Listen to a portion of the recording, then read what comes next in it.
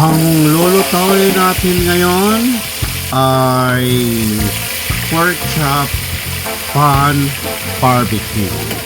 Umpisahan na natin. Hugasan muna natin ang ating mga pork chop. Yan. Hugas-hugas muna tayo. Hugas-hugasan lang natin. Yan.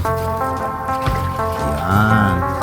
Yan. Pagkatapos hugasan, yan, ilagay natin sa isang bowl. Lagyan natin ng timpla, lagyan ng paminta, lagyan ng MSG. Tapos, lalagyan natin ng Maggi, oyster sauce. Tapos, lalagyan ng isang itlog. Tapos, lalagyan ng garlic powder. Tapos, curry powder. Tapos, imikos-mikos natin. Halo-haloin natin. Halo-haloin. Pagkatapos halo-haloin, lagyan natin ng barbecue sauce. Tapos halo-haloin ulit. Halo-haloin. Halo-haloin. Mikos-mikos. Mikos-mikos lang natin ang maigi hanggang sa magka-incorporated. Pagkatapos, lutuin na natin. Salang na natin. Yan. Isa pa. Salang natin ang isa. Yun.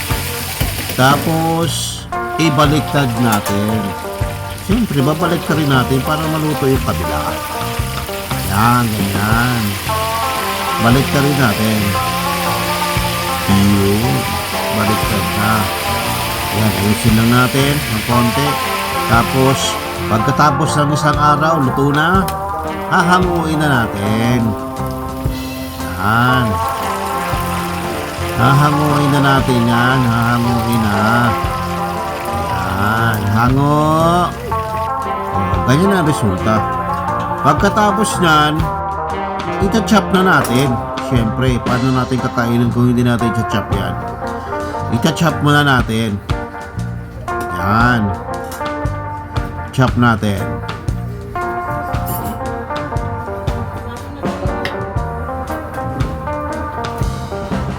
Chop lang ng chop. Chop lang natin ang mga bite size. Chop natin ang bite size. Yan, ganyan.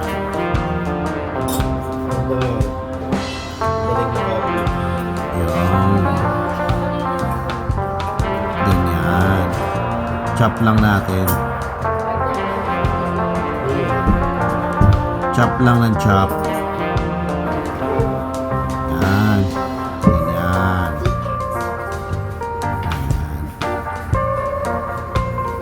Tapos ituloy natin ang pagcha-chop. Yun. Tapos, ayan na. Pwede na natin ihain. Kaya, kainan na!